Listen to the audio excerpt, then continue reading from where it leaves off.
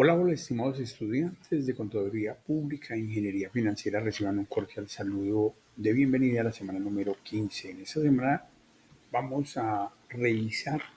esa incidencia de otras profesiones como la psicología a la economía, ¿cierto? Vamos a volver un poco a la semana número 2 a entender que partimos de los principios de la economía y le dimos algunos premios Nobel como Paul Krugman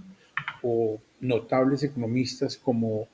Gregory Mankiw o inversionistas como Ray Dalio que nos dieron una perspectiva de cómo funciona la economía, los ciclos de deuda y esa comprensión de esa disciplina que es la disciplina grande en la que nosotros nos inscribimos como profesiones. La ingeniería financiera con su tecnología en análisis de costos y presupuestos y esa misma tecnología en análisis de costos y presupuestos con la contaduría pública como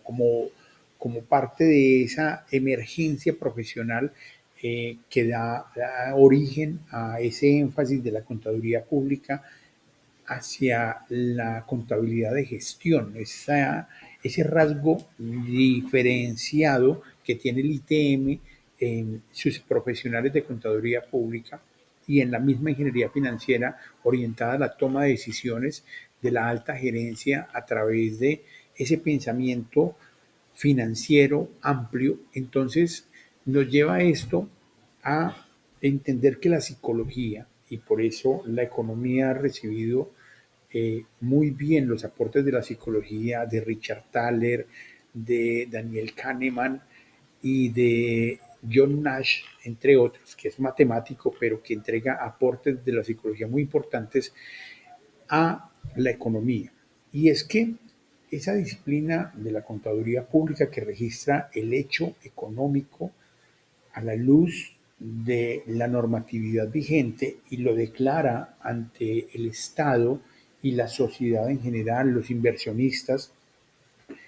eh, nos da cuenta de que hay formas diferentes, de acuerdo a la normatividad, de ver los costos en una organización, de registrar y de decidir sobre la rentabilidad, la utilidad. El costo de la mercancía vendida define esa rentabilidad y esa rentabilidad se decide si reinvertirla, si distribuirla entre los socios, si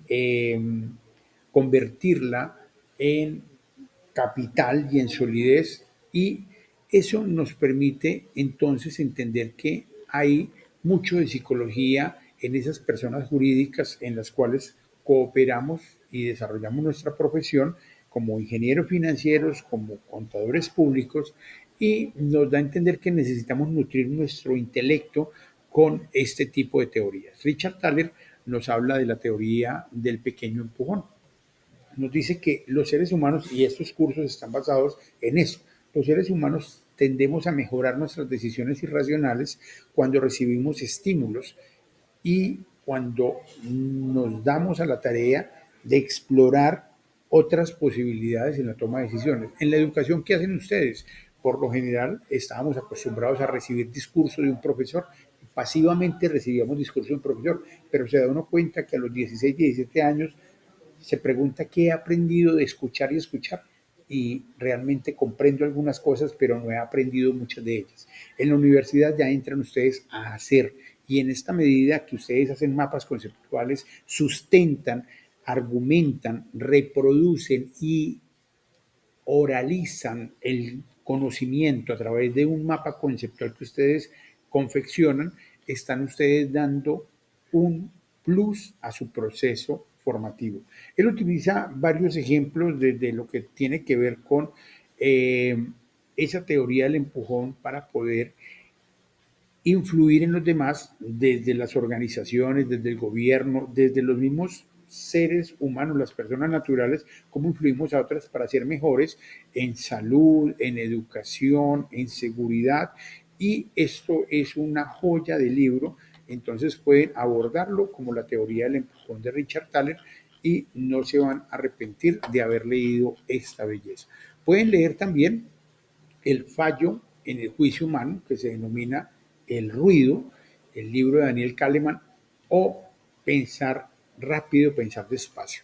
que son libros que nos muestran el sesgo cognitivo al tomar decisiones. Él también fue premio Nobel de Economía, él también tuvo aportes interesantes sobre ese tipo de errores y cómo se matematiza eso, porque aquí está hablando de Bernoulli y está hablando precisamente de diferentes maneras probabilísticas y matemáticas de explicar los errores de los seres humanos cuando tomamos decisiones que nos llevan a un subóptimo o a una no máxima rentabilidad o no a un mínimo costo en la toma de decisiones.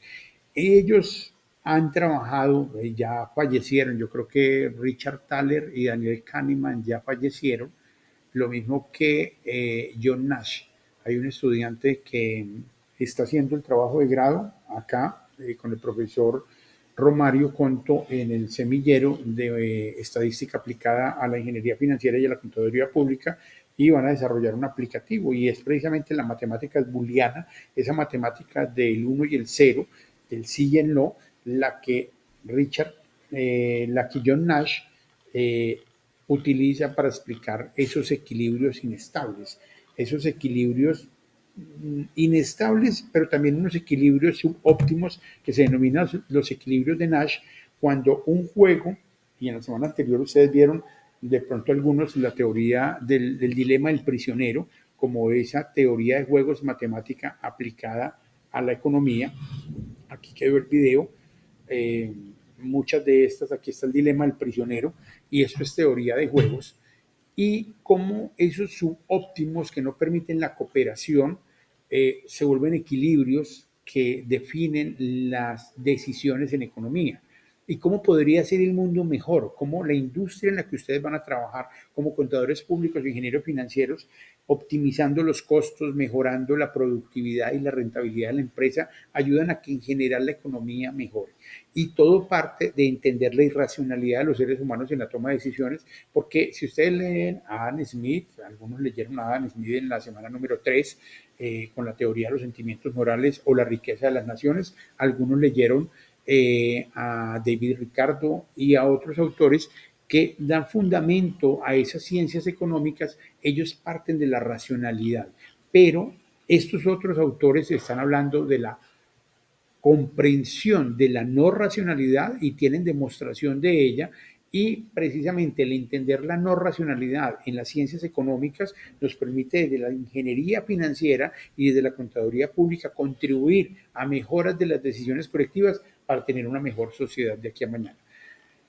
Bienvenidas y bienvenidos entonces a estas actividades. Ojalá si ya hicieron las actividades y ya no necesitan nota, pues pueden hacerlas de manera voluntaria. Leer cualquiera de estos libros incrementará su intelecto, mejorará su capacidad de comprensión de la economía y mejorará su perfil profesional para que sea una persona